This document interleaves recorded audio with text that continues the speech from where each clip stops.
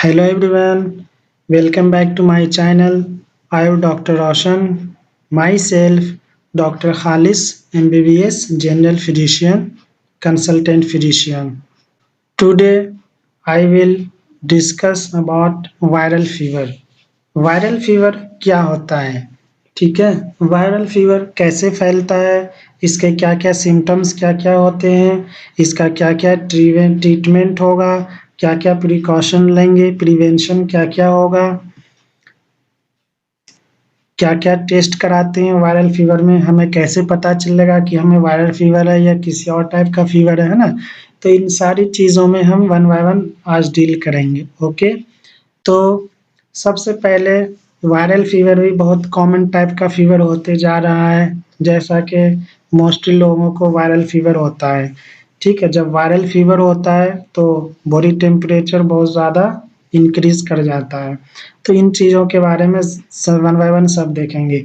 ये वीडियो मैं इसलिए ला रहा हूँ कि वायरल फीवर सबको होते आ रहा है और मोस्ट ऑफ द पीपल को होता है। तो इसके कारण क्या है, इसके लक्षण क्या है, इसके इलाज इसमें क्या-क्या होंगे, है ना?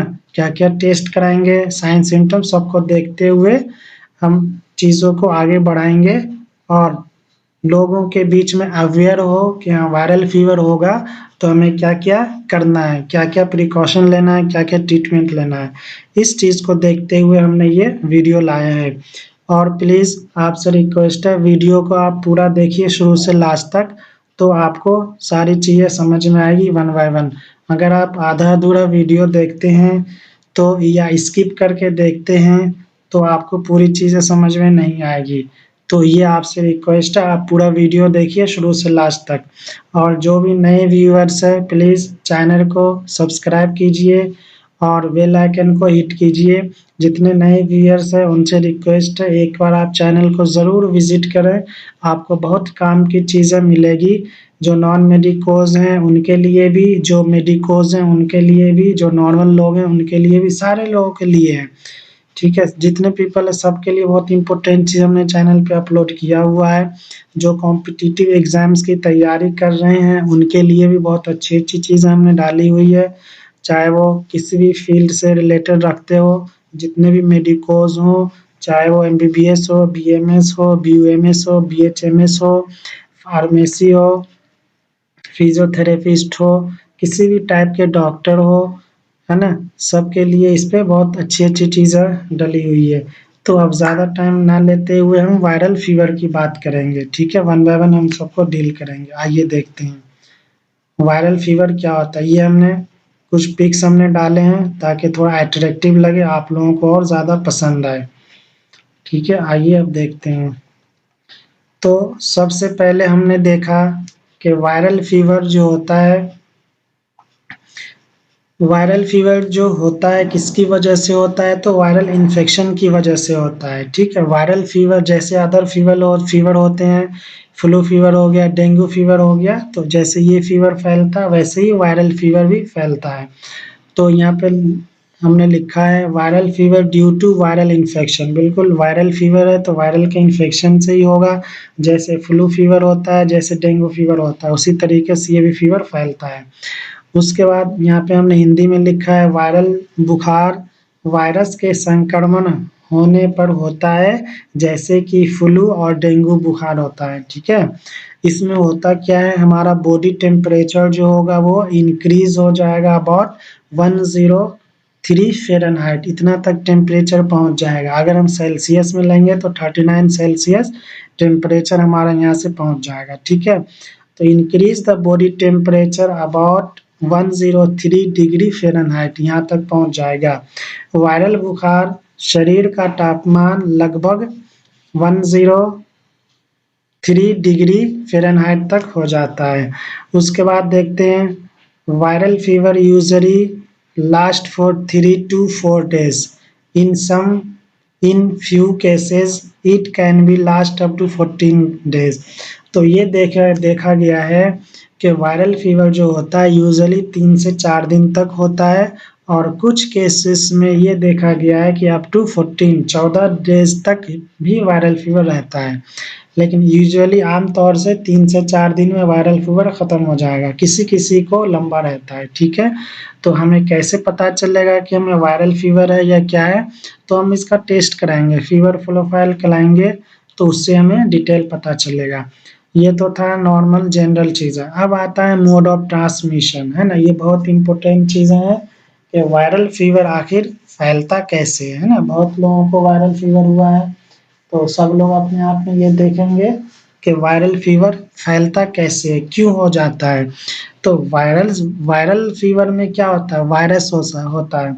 तो वायरस का ट्रांसमिशन कैसे होता है ना? ये सोचने वाली चीज़ें हैं, तो हम इनहेलेशन के थ्रू हमारे अंदर वायरस चला जाता है। जैसे नाक या मुँह के द्वारा शरीर के अंदर वायरस आ जाना, जैसे किसी ने छींका, है ना? किसी ने खाँसी किया, तो उसको अगर वायरल है तो वायरस है, तो उसके थ्रू हमारे अंदर आ सकता है। दूसरा फूड, हम कोई कंटामिनेटेड फूड खा रहे हैं, बहुत दिन का पुराना फूड खा रहे हैं, है ना? तो उससे भी वायरस हमारे जिस्म के अंदर आ जाता है। खाने के द्वारा शरीर के अंदर वायरस आ जाना। इंसेक्ट बाइट, कोई इंसेक्ट हमें बाइट किया जो वायरल इन्फेक्टेड पहले से, वो हमें बाइट किया, तो बाइट करते ही उसने हमारे जिस्म के अंदर क्या किया? वायरस को छोड़ दिया, जिसकी वजह से हमारे पूरे जिस्म में वायरस फैल गया, जिसकी वजह से क्या हुआ? वायरल इन्फेक्शन हो गया, वायरल फीवर हो गया। बॉडी फ्लूइड्स में जैसे किसी को वायरल डिज़ीज़ है और उसने ब्लड का ट्रांसमिशन कर दिया, है ना? किसी को ब्लड दे दिया, तो उससे हो जाता है। या यहाँ पे भी हम बोल सकते हैं छींकने से, खाँसने से, है ना? और थूकने से, इस सब से वायरल फैलता है। हालाँकि जब ब्लड ट्रांसमिशन होता है तो आपका टेस्ट होता है, जब आप पूरा स्वस्थ रहते हो, हेल्दी रहते हो, तभी ब्लड का ट्रांसफ्यूज़न होता है। तो मतलब एक ये कॉज़ है, और भी कई तरीके का कॉज़ है ना? तो इस सारी चीज़ों से फैलता है। तो आई होप आप लोग को समझ में आया होगा, ये ट्रांसमिशन कैसे होता है, ठीक है?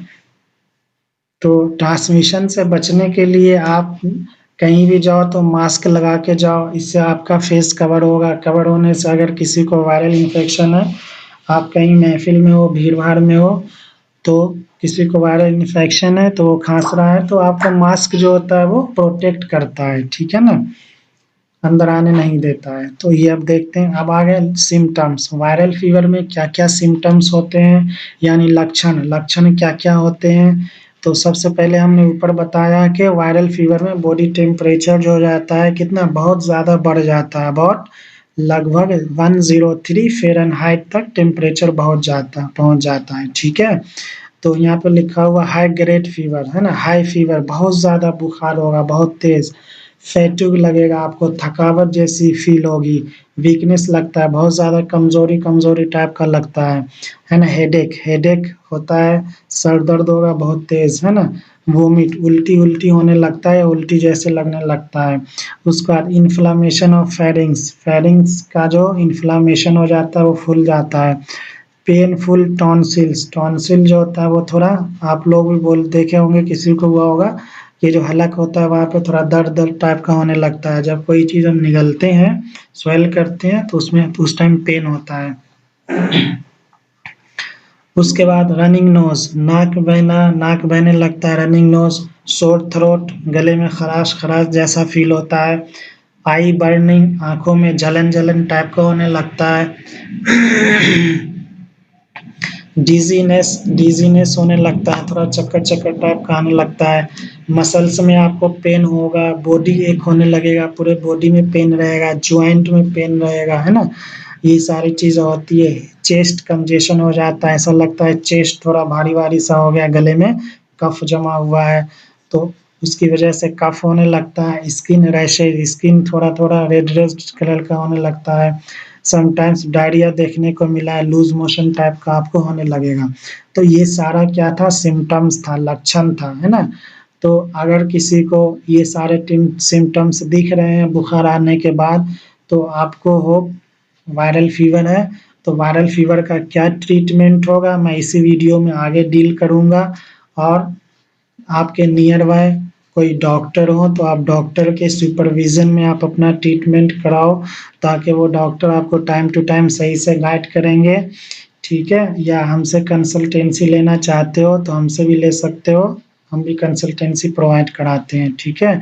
बेहतर होता है डॉक्टर के सुपरविजन में आप कंसल्टेंसी लो तो ज़्यादा अच्छा रहता है। ये हो गया, अब हो गया कॉजेज़, ठीक है, हमने देखा मोड ऑफ ट्रांसमिशन, वो जिस्म के अंदर कैसे जाता है, सिम्पटम्स क्या-क्या है, लक्षण। अब देख रहे हैं कॉज़ के आखिर कौन-कौन से वायरस की वजह से वायरल फीवर होता है, ठीक है। तो जैसे हमने देखा इन्फ्लुएंजा वायरस, इससे आपको वायरल फीवर होगा।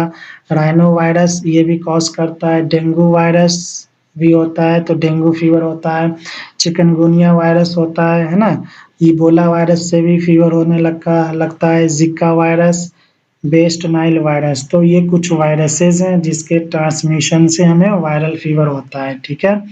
अब उसके बाद वायरल फीवर का हम डायग्नोसिस कैसे करेंगे, है ना, कि हमें कैसे डायग्नोज होगा कि हमें वायरल फीवर है, ठीक है। तो यहाँ पे हम देख रहे हैं बॉडी टेम्परेचर को हम मेजरमेंट करेंगे तो उससे हमें पता चलेगा 103 डिग्री सेल्सियस के आसपास अगर फीवर आएगा 3 to 4 के डिग्री सेल्सियस 103 टू 104 के आसपास होगा लगभग तो हमें वायरल फीवर होगा, उससे पता चलेगा। दूसरा, हमने जो अभी इतने सारे सिम्पटम्स बताए, सिम्पटम्स को देखते हुए हम डायग्नोज कर सकते हैं मुझे वायरल फीवर हुआ है।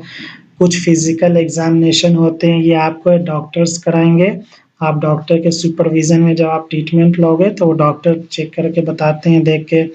कुछ ब्लड टेस्ट होते हैं जैसे सीवीसी हो गया, सीवीसी मेन इसमें ब्लड होता है, टेस्ट होता है जिसको हम देखते हुए, जिसके डाटा को देखते हुए, पूरा पैरामीटर को देखते हुए हम डायग्नोज तक पहुँचते हैं। दूसरा, डब्ल्यूबीसी का काउंट बहुत इंक्रीज़ हो जाएगा इसमें वायरल फीवर में। और सबसे लास्ट एंड मोस्ट क्या है, फीवर प्रोफाइल। फीवर प्रोफाइल कराएँगे तो हमें पता चलेगा हमें किस टाइप का फीवर हुआ है, ठीक है ना? तो ये सारे हमारे डायग्नोसिस के प्रोसेस थे, हम क्या-क्या चीज़ को देखते हुए हम डायग्नोसिस पे पहुँचेंगे। अब मैं बात कर रहा हूँ कॉम्प्लिकेशंस, वायरल फीवर होगा तो कुछ कॉम्प्लिकेशंस होंगे, कुछ समस्याएँ आएँगी, ठीक है ना? जैसे कि आपको डिहाइड्रेशन टाइप का फ़ील होगा, अब डिहाइड्रेशन बहुत लोग नहीं समझ पाते हैं कि हमें कैसे, आपका माउथ एकदम ड्राई-ड्राई रहेगा, ठीक है ना? तो उस केस में क्या होता है, पानी जो होता है बहुत लेना होता है। आप नॉर्मल पानी नहीं पी पा रहे हो तो इलेक्ट्रॉल पाउडर आता है उसको पानी में मिक्स करके पीजिए, ठीक है? या आप शिकंजी वगैरह बना के पियो या नॉर्मल पानी पियो, है ना? या कोकोनट वाटर पियो, तो ये सब चीज़ आपको लेना पड़ेगा, जिसकी वजह से डिहाइड्रेशन भी दूर होगा और वीकनेस भी कम होगा, ठीक है? तो ये देखने को मिलता है, डिहाइड्रेटेड रहता है आदमी, उसके बाद हैलुसिनेशंस होने लगता है, थोड़ा भ्रम होने लगता है, नर्वस सिस्टम मालफंक्शन, थोड़ा डिज़ीनेस लगने लगेगा, चक्कर टाइप का आने लगेगा, है ना? नींद टाइप का लगने लगता है। समटाइम्स अगर सीवियर कंडीशन है तो लीवर भी फेल हो सकता है, लीवर भी खराब हो जाता है वायरल फीवर में। सेप्सिस भी होने लगता है, सेप्सिस का मतलब होता है ब्लड में इन्फेक्शन। तो ये जब हम सीबीसी कराएँगे, कंप्लीट ब्लड काउंट टेस्ट कराएँगे, तो उससे पता चलेगा, सीबीसी के बेसिस पे हमें पता चलेगा कि सेप्सिस जो है वो ब्लड में इन्फेक्शन कितने लेवल तक फैला है, ठीक है ना? कभी-कभी कोमा में भी चले जाते हैं पेशेंट, कभी-कभी सीज़र टाइप का भी लगने लगता है, झटके टाइप का लगने, जैसे आप उठ के बैठने की कोशिश करोगे, आपको थोड़ा झटका टाइप का लगेगा, सर चकराएगा, वीकनेस लगेगा। कभी-कभी जब सीवियर लेवल पे पहुँच जाता है, तो किडनी भी फेल हो सकते हैं, तो ये सारा क्या है कॉम्प्लिकेशन है। अगर सही टाइम पे डायग्नोज़ करके इसका ट्रीटमेंट नहीं हुआ तो कॉम्प्लिकेशंस और बढ़ती चली जाती है ना? पेशेंट को कभी-कभी डिलीरियम टाइप का फ़ील होने लगेगा, शॉक, कभी-कभी पेशेंट को शॉक टाइप का होने लगेगा, ये सब जब सीवियर कंडीशन में आएगा तब ये चीज़ें देखने को मिलेगी। इसलिए कहते हैं कि वायरल फीवर जो होता है बहुत ही खतरनाक और बहुत खराब बीमारी होती है। जैसे ही फीवर हो तो आदमी को अवेयर हो जाना चाहिए, है ना? कि हमारा सही टाइम पे डायग्नोज़ होके ट्रीटमेंट हो जाए। आप जहाँ भी रहते हो, आप अपने नियर बाय डॉक्टर से कंसल्ट करके आप कर सकते हो, ट्रीटमेंट ले सकते हो। कभी-कभी मल्टी ऑर्गन फेलियर भी हो सकते हैं ज़्यादा दवाई लेने से, है ना? ज़्यादा सीवियर होने से, तो ये सारे क्या थे आपके कॉम्प्लिकेशंस थे, ठीक है? और अब चलते हैं वायरल फीवर ट्रीटमेंट के ऊपर अब चलते हैं, ठीक है? तो वायरल बुखार का इलाज क्या-क्या होगा, है ना? क्या-क्या देखना है, तो वो चीज़ों को हम देखते हुए चलते हैं। तो सबसे पहले the goal of treatment is to relieve symptoms and encourage recovery.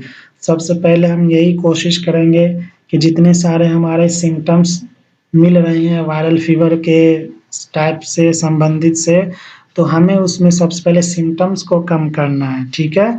और अपने आप को मोटिवेट करना है, जो आपके आस-पास के लोग हों, वो जो बीमार हैं, पेशेंट को मोटिवेट करें, हाँ, आप जल्दी सही हो जाओगे और सिम्पटम्स को कम करना है। तो सिम्पटम्स को कम कैसे करना है, वो हम आगे बताएँगे।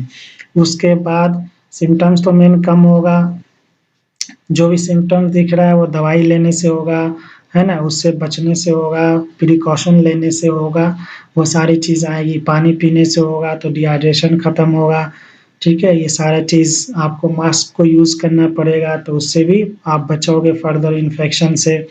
दूसरा होता है supportive care care is the दूसरा होता है supportive care is the primary treatment for viral fever, ठीक है? तो सपोर्टिव केयर हमें देना है, जो भी पेशेंट हो उसको हमें सपोर्ट करना है, मेंटली, फिज़िकली, सोशली, फाइनेंशियली, है ना? उसको सपोर्ट करना है, उसको दिलासा देना है कि हाँ, सही हो जाओगे, ट्रीटमेंट टाइम से लेने से आदमी टाइम से सही हो जाता है, इस तरीके से। और उसके खाने-पीने का जो भी चीज़ है वो मुहैया कराओ, उसको आप ला के दो, उसको वो करो। उसके बाद ये चीज़ हो गई, अब आगे इसी को कंटिन्यू करते हुए हम आगे देखते हैं, ट्रीटमेंट को कंटिन्यू करते हुए हम आगे देखते हैं, the following are important therapeutic components, ठीक है? अब और क्या-क्या हमें करना है, तो सबसे पहला हमें पेशेंट को रेस्ट में देना है, पेशेंट को एकदम बोलना आप रेस्ट करो, कोई काम-धाम, कोई कुछ नहीं। दूसरा हाइड्रेशन को मेंटेन करना, हाइड्रेशन मतलब पानी, जिस्म के अंदर जो पानी है उसको मेंटेन करना है, जितना ज़्यादा से ज़्यादा आप पानी पी सको, प्लेन वाटर पी लो तो बहुत सही है, कोकोनट वाटर पियो, इलेक्ट्रॉल पाउडर आता है उसको पानी में मिक्स करके पीजिए। फिर उसके बाद आप नॉर्मल पानी नहीं पी पा रहे हो तो आप शिकंजी बना के पीजिए, कोई शरबत आता है ना? नींबू पानी घोल के पीजिए, इस तरीके से चीनी डाल लीजिए उसमें।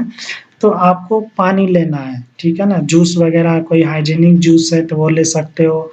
तो हाइजीनिक जूस बाहर तो मिलेगा नहीं, अगर आपके घर मिक्सर है तो आप जूस अपना घर में निकालो और उसको आप लो, ठीक है ना? तो ये सारा चीज़ करेंगे तो इससे बॉडी का जो है पानी मेंटेन रहेगा, तो हाइड्रेशन मेंटेन रहेगा, आपको ज़्यादा दिक्कत नहीं आएगी। कभी-कभी ऐसा हो जाता है कि पानी जिस्म का बहुत ज़्यादा कम हो जाता है, लोग बाग अवेयर नहीं होते हैं, तो सलाइन चढ़ाना पड़ता है, फिर हॉस्पिटल में एडमिट करके फिर सलाइन चढ़ाना पड़ता है। तो उससे बचने के लिए आप बेहतर है पानी-वानी पीजिए, ठीक है ना? ओआरएसएल आता है एक, आप केमिस्ट के शॉप पे जाएँगे तो सारा चीज़ अवेलेबल होता है, वहाँ आपको मिल जाएगा। फिर उसके बाद हमें फ़ीवर को रिड्यूस करना है, तो फ़ीवर को रिड्यूस कैसे करना है? आप स्पॉन्जिंग करो, फ़ीवर ज़्यादा है तो उससे क्या करो, एक पानी में एक कपड़े को डाल के, कॉटन कपड़े को डाल के आप पूरे जिस्म को उसको पोंछना है ना? उसके बाद सर पे उस कपड़े को रखना है गीला करके, जिससे बॉडी का टेम्परेचर आपका धीरे-धीरे, धीरे-धीरे कम हो, आप रिकवरी की तरफ बढ़ो। उसके बाद सिम्प्टोमेटिक रिलीफ़ देना है, जो भी सिम्पटम्स आ रहे हैं, जैसे खाँसी हुआ उसका मेडिसिन लेना है, बॉडी एक हो रहा है उसका मेडिसिन लेना है ना? फ़ीवर है उसका मेडिसिन लेना है, तो सिम्प्टोमेटिक रिलीफ़ कराना है। और डाइट में आप बेहतर हो आप सॉफ्ट डाइट लीजिए, जैसे खिचड़ी हो गया, दलिया हो गया, इस सब टाइप से आप डाइट लीजिए, हल्का लाइट डाइट लीजिए। उसके बाद न्यूट्रिशन को मेंटेन करना है। न्यूट्रिशन में आपको बैलेंस्ड डाइट लेना है, फल-फ्रूट भी खाइए, घर का खाना भी लाइट डाइट खाइए, ठीक है? दूध हॉर्लिक्स अगर पी पा रहे हो, पीते हो तो दूध हॉर्लिक्स पियो, अंडे खाओ, है ना? दूध को प्लेन दूध भी पी सकते हो, अगर हॉर्लिक्स नहीं है तो ये सारा चीज़ है। ड्रिंक्स मोर फ्लूइड, जितने अभी जैसे मैंने ऊपर बताया है ना? जूस लो, पानी पियो, तो ये उसी के अंदर ये भी आता है। जितना ज़्यादा से ज़्यादा लिक्विड चीज़ आप ले लो, पानी के फॉर्म में ले लो, वाटर के लिक्विड फॉर्म में लो, वो ज़्यादा आपको बेहतर होगा। फिर कुछ हम हर्बल मेडिसिन्स आते हैं, उसके बारे में भी डिस्कस करेंगे कि कुछ हर्बल यानी आयुर्वेदिक मेडिसिन क्या-क्या ले सकते हैं, है ना। फिर हम होम रेमिडीज़ की हम बात करेंगे आगे, कुछ एलोपैथिक ट्रीटमेंट में हम क्या-क्या मेडिसिन लेंगे उसके बारे में देखना है, ठीक है। अब आइए आगे बढ़ते हैं। तो सबसे पहला कि मैंने बताया ड्रिंक मोर फ्लूइड्स, जैसे आप प्लेन वाटर पियो, ग्लूकोज़ वाटर पियो, है ना, हाइजीनिक फ्रूट जूस पियो, लेमन वाटर पियो, है ना, एनर्जी ड्रिंक आते हैं वो पियो, इलेक्ट्रॉल पाउडर विद वाटर उसको मिक्स करके पियो आप, ठीक है। फिर हम देख रहे हैं हर्बल मेडिसिन, कुछ हर्बल मेडिसिन आते हैं जैसे कि महासुदर्शन घनवटी करके हर्बल मेडिसिन आता है, तो वायरल फीवर में ये भी ले सकते हैं, ये भी काम करता है। केमिस्ट के शॉप पे आपको मिल जाएगा। इसका मैंने यहाँ पे पिक भी डाल दिया है ताकि आपको देखने में आसानी हो, ठीक है ना। ये कई सारे कंपनीज़ के आते हैं, बैद्यनाथ के भी आते हैं, वासु के भी आते हैं, दिव्य के भी आते हैं, कोई भी आप ले सकते हैं।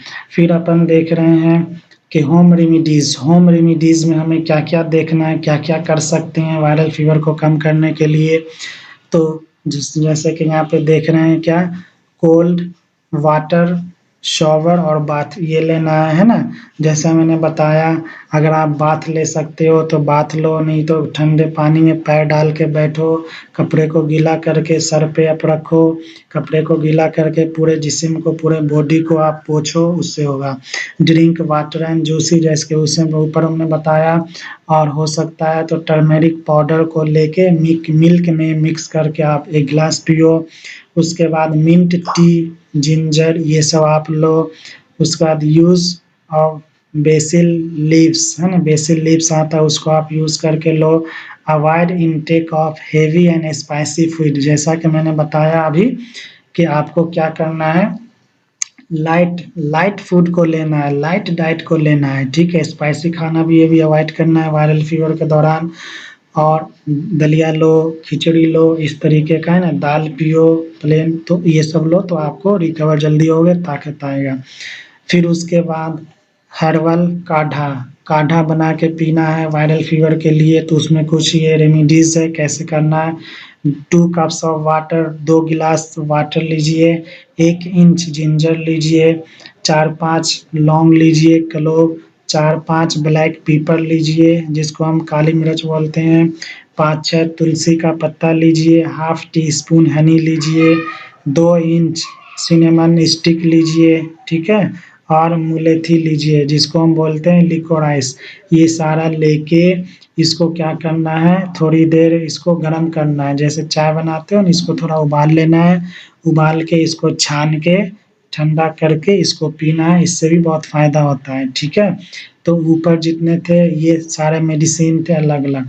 अब आते हैं मेन ट्रीटमेंट पे, एलोपैथिक मेडिसिन क्या लेंगे वायरल फीवर के लिए, ठीक है। Allopathic medicine for viral fever, तो सबसे पहले उसमें आता है एंटीपायरेटिक मेडिसिन लेना। एंटीपायरेटिक मेडिसिन उसको बोलते हैं जिससे फीवर कम होता है, ठीक है।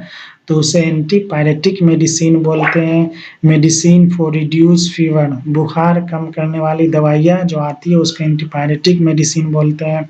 फिर एंटी एलर्जिक मेडिसिन लेंगे, जो कि मेडिसिन वो होते हैं जो रनिंग नोज़, नाक चलने लगता है उसको रोकने के लिए, ठीक है ना।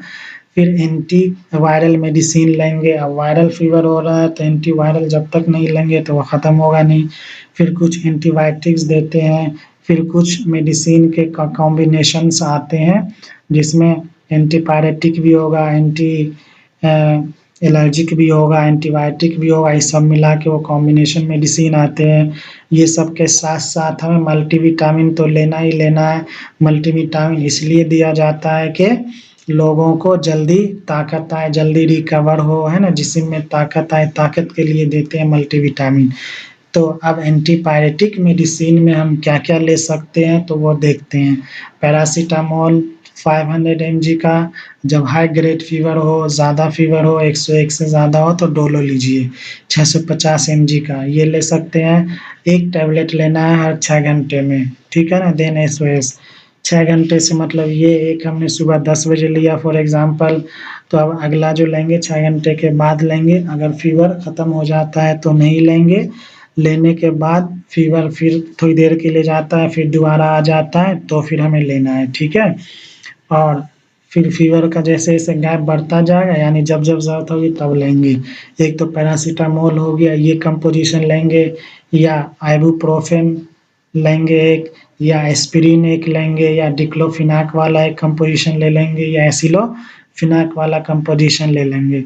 OR का मतलब होता है या तो आप पैरासिटामोल लीजिए, या आइबुप्रोफेन कंपोज़िशन वाला लीजिए, या एस्पिरिन पैरासिटामोल कंपोज़िशन वाला लीजिए, डिक्लोफेनाक पैरासिटामोल कंपोज़िशन वाला लीजिए, या एसिलोफेनाक पैरासिटामोल कंपोज़िशन वाला लीजिए, ठीक है ना? तो जो भी टैबलेट लेना है, एक ही टैबलेट लेना है, और बुखार अगर है तो फिर दोबारा लेना है 6 घंटे बाद, बुखार अगर नहीं है तो फिर नहीं लेना है। अब आते हैं कुछ anti allergic medicine. Anti allergic medicine हम इसलिए देते हैं, किसी-किसी को रनिंग नोज़ आने लगता है, नाक बहने लगता है बहुत सीवियर, तो उस केसेज़ में हम देते हैं। तो इसमें आता है एंटी हिस्टामाइन्स, है ना? जैसे सिट्रीज़िन हो गया, या लिवोसिट्रीज़िन लेना है, या लिवोरिड लेना है, या फेनिरामाइन लेना है, या डायफिनाइल लेना है, या मोंटेलुकास्ट लेना है, या फेक्सोफेनाडाइन लेना है, ठीक है? ये सारे मेडिसिन में कोई एक लेना है जो उस टाइम अवेलेबल हो, केमिस्ट पे वो ले सकते हैं। तो ज़्यादातर यूज़ हम लोग एज़ अ डॉक्टर 3 चीज़ का ज़्यादा करते हैं, प्रिस्क्राइब एक तो या तो सिट्राज़िन करते हैं, या लिवोसिट्राज़िन करते हैं, या मोंटेलुकास्ट करते हैं। ये 3 का ज़्यादा प्रिस्क्राइब होता है। तो आपको केमिस्ट शॉप पे ये तीनों मिल जाएगा। अब डोज़ की बात करेंगे कि आपको लेना है तो कितने-कितने डोज़ में लेना है। अगर टैबलेट सिट्राज़िन ले रहे हो, या लिवोसिट्राज़िन ले रहे हो, ये मार्केट में 10 एमजी का आता है, जो कि ओडी लेना है। एडल्ट के लिए 1 टैबलेट 10 एमजी का ओडी लेना है दिन में 1 बार। अगर 1 टैबलेट से ही रनिंग नोज़ रुक गया तो फिर दोबारा नहीं लेना है। ठीक है ना? अब बच्चा है 5 to dose for 5 to 10 years, 5 से 10 साल वाले बच्चे के लिए है, तो टैबलेट 5 एमजी का अगर मार्केट में अवेलेबल है तो 5 एमजी का सिट्राज़िन ले लेना है, लिवोसिट्राज़िन नहीं तो 10 एमजी वाला लेना है, उसको हाफ आधा तोड़ के देना है, वो दिन में 1 ही बार देना है। अगर इतने से ही खत्म हो जाए रनिंग नोज़ तो फिर नहीं देना है। फिर आता है डोज़ फॉर 6 टू 24 मंथ, यानी 6 मंथ से 2 साल के बच्चों के लिए उसको हम टैबलेट नहीं देते हैं, उसको हम सिरप देते हैं। तो 2.5 ml का हमें सिरप देना है दिन में 2 बार, बीडी मतलब होता है दिन में 2 बार, एक सुबह एक शाम, ठीक है? ये हो गया एक। और अगर ये लो नहीं तो फिर हम टैबलेट मोंटेलुकास्ट की अपन बात करेंगे। अगर मोंटेलुकास्ट ले रहे हैं तो एडल्ट डोज़ में वही है, 1 टैबलेट लेना है 10 एमजी का, दिन में 1 बार लेना है ओडी। फिर डोज़ फॉर 5 टू 10 इयर्स, उसमें क्या देखना है 5 एमजी का लेना है, 1 टैबलेट देना है उस बच्चे को, दिन में 1 बार देना है। फिर डोज़ फॉर 6 टू 24 मंथ, है ना? 6 से 24 महीने का बच्चा है, तो ये सिरप के फॉर्म में आता है मोंटेलुकास्ट, वो लेना है 2.5 एमएल देना है, दिन में 2 बार देना है, ठीक है? तो ये था वो एंटी एलर्जिक मेडिसिन। अब उसके बाद एंटी वायरल मेडिसिन जो है वो क्या है, वो क्या लेना है, तो अब वायरल फीवर है तो एंटी वायरल मेडिसिन तो लेना ही पड़ेगा, ठीक है? तो हम अभी उसकी बात करेंगे। तो इसमें आता है ओसेल्टामिविर, जो कि 75 एमजी का होता है, ठीक है ना? तो आपको किस केमिस्ट के शॉप पे जाएँगे तो आपको ये दवाई मिल जाएगा।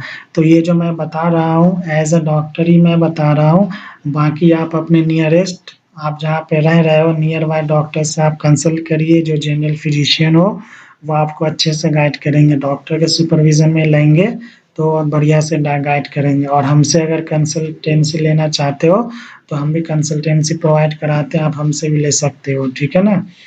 तो अब यहाँ पे आ गया एंटीवायरल मेडिसिन। एंटीवायरल मेडिसिन में ओसेल्टामिविर आता है, जो कि 75 एमजी का होता है, ठीक है? एडल्ट डोज़ क्या होता है 75 एमजी का, है ना? डोज़ लेना है, दिन में 2 बार लेना है, एक-एक टैबलेट 5 डेज़ के लिए, यानी 75 एमजी का 1 टैबलेट सुबह लेना है, 1 टैबलेट शाम में लेना है, दिन में 2 बार लेना है, ठीक है ना? एक-एक। तो इसका हमने यहाँ पे पिक्चर डाला हुआ है इमेज, ताकि आपको और थोड़ा रिलीफ हो, आसानी हो देखने में, इस नेम से आता है, ठीक है ना? आप जाएँगे इस टाइप का होता है मेडिसिन, टैबलेट आप ले सकते हो।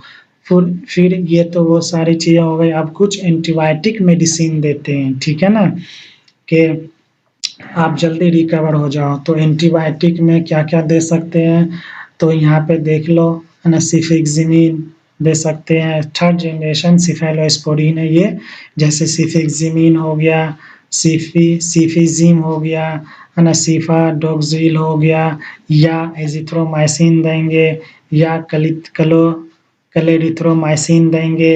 ये आता है आपका मैक्रोलाइड्स ग्रुप का एंटीबायोटिक होता है, या पेनिसिलिन ग्रुप के एंटीबायोटिक देंगे, डॉक्सीसाइक्लिन हो गया या अमोक्सिसिलिन हो गया, ठीक है ना। तो इसमें से कोई भी एंटीबायोटिक हम ले सकते हैं, बट अगर कोई प्रेग्नेंट लेडी हैं या लैक्टेटिंग मदर हैं तो वो एमोक्सिसिलिन ले, उनके लिए सेफ होता है, या एजिथ्रोमाइसिन ले, ये दोनों उनके लिए सेफ होता है, प्रेग्नेंट लेडी के लिए और लैक्टेटिंग मदर के लिए, ठीक है। और नॉर्मल आदमी है, कोई कुछ नहीं है, तो कोई सा भी लिया जा सकता है, ठीक है। अब उसके बाद इसकी डोज की हम बात करेंगे, तो सीवियर है तो 650 mg का भी आता है और 500 mg का भी आता है, तो आप दोनों में कोई ले सकते हैं। बाकी जो मार्केट में अवेलेबल होता है, आप डॉक्टर से कंसल्ट करेंगे तो वो आपको गाइड कर देंगे, ठीक है ना। या तो 400 mg का भी ले सकते हैं, 500 का भी ले सकते हैं, 650 का भी ले सकते हैं, 700 mg का भी ले सकते हैं। तो वो सीवियरिटी ऑफ केस के ऊपर डिपेंड करता है कौन सा दें।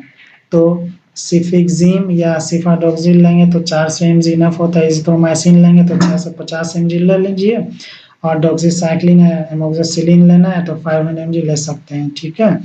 अब कुछ कॉम्बिनेशन ऑफ मेडिसिन की हम बात करेंगे, ये तो सेपरेट था।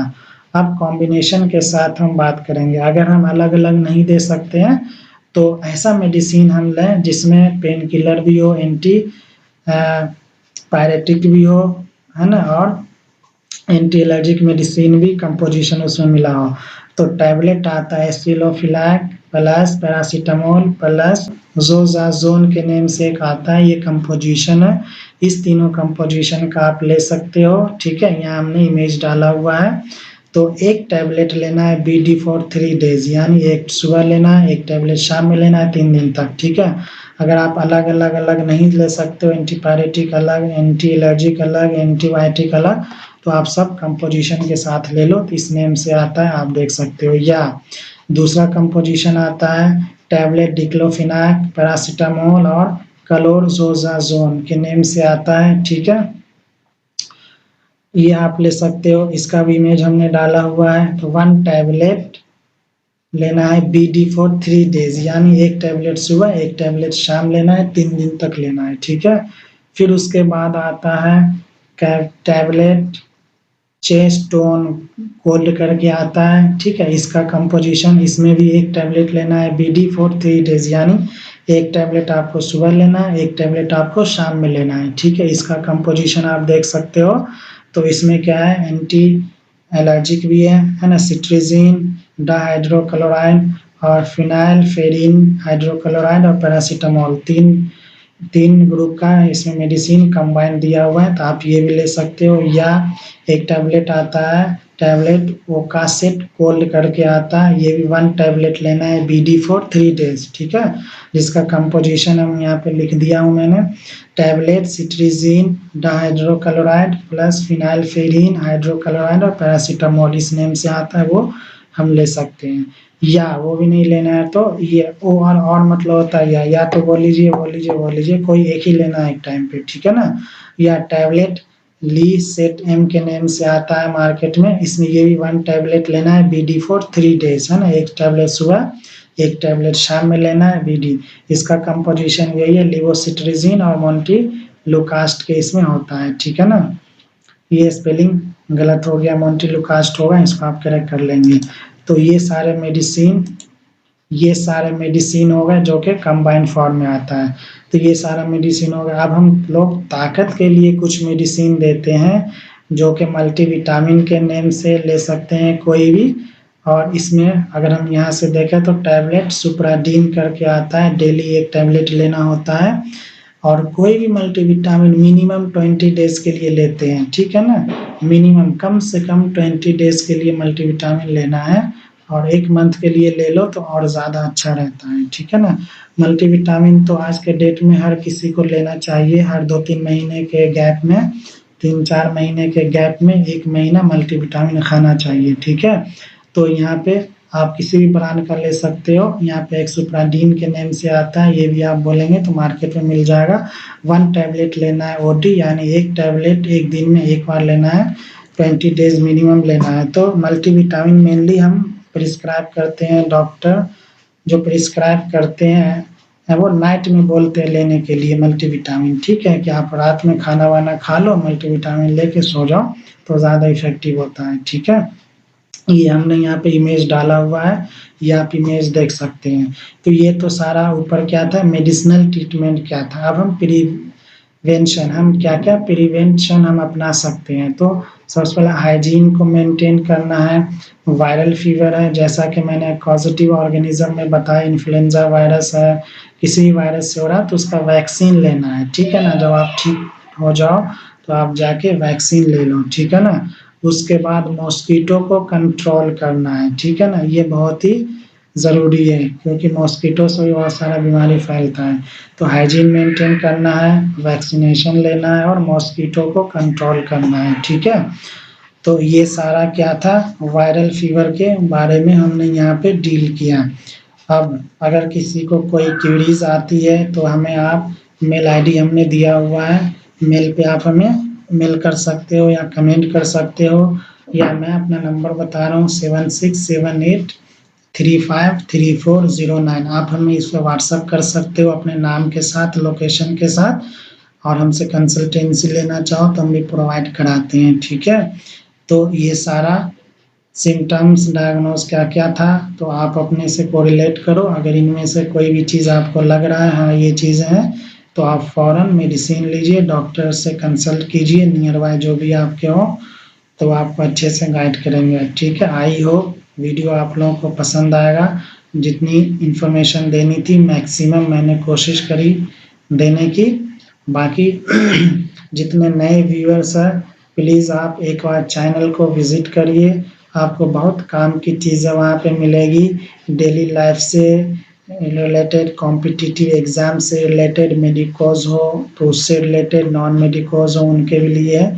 तो बहुत सारी चीज़ें हमने डाली हुई है अपने चैनल पे, एटलीस्ट एक बार चैनल को ज़रूर विज़िट कीजिए, और विज़िट करने के बाद आप चैनल को सब्सक्राइब करना ना भूलें और बेल आइकन का आप हिट कीजिए आपके फर्दर नोटिफ़िकेशन के लिए, ठीक है? इस चीज़ों का ख़्याल रखिए, सब्सक्राइब कीजिए ताकि हमें मोटिवेशन मिलेगा और इस टाइप के वीडियो हमें अपलोड करने में इंटरेस्ट आएगा। वन बाय वन मैं बहुत सारी चीज़ों पे वीडियो लेके आऊँगा, ठीक है? अभी तो वायरल फीवर था, बहुत ही चल रही है, प्रिपेयर हो रहा है, तो उस पे हम वन बाय वन करके लेके आएँगे।